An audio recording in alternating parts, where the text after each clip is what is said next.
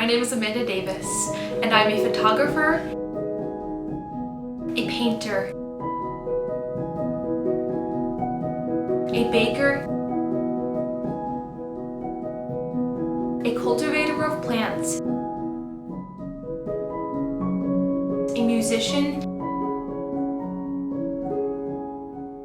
and a writer.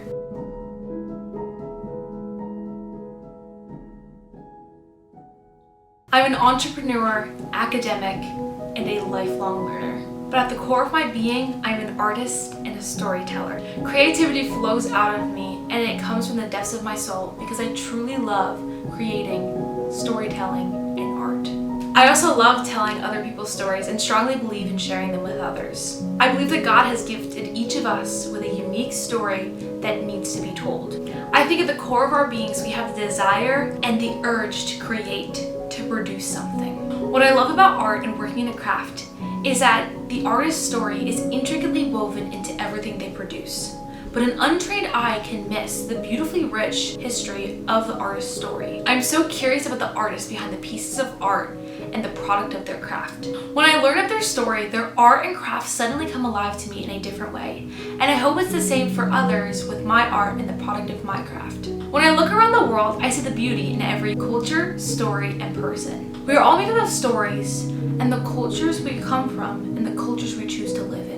I believe the most powerful expression of our culture's stories is the art we produce. When I show my work to others, I have the opportunity to share my thoughts, emotions, and the story behind the pieces I created. When I meet the people I photograph, I have the chance to learn their story and share their story with those who see the photos of them. The thing I love about stories is that they inspire people to action, to feel emotion, to celebrate the good, and to mourn the evil. Stories also show us that we are not alone. Why do you think bedtime stories, books, movies, and oral traditions are still in existence today? It's because stories aren't easily forgotten, or at least the good ones. How many people remember the specific facts of their 9th grade biology textbook as opposed to the story of bravery their grandma told them when they were younger? I'm willing to bet that grandma's story is more easily remembered than the biology textbook. But why is this?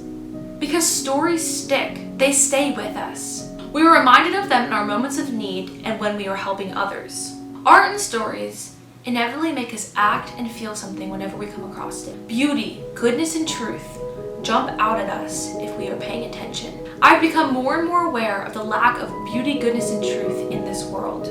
Everywhere we look, we see violence, hatred, sadness, brokenness, and pain. We are distracted, isolated, and suffering in sadness because we feel a loss of community and the lack of oneness with those around us. More than ever, I believe art and storytelling need to be prevalent in our lives in order for us to live healthy and thriving lives, and to share the lives of those around us and around the world. Art is important, but more than that, your story is important.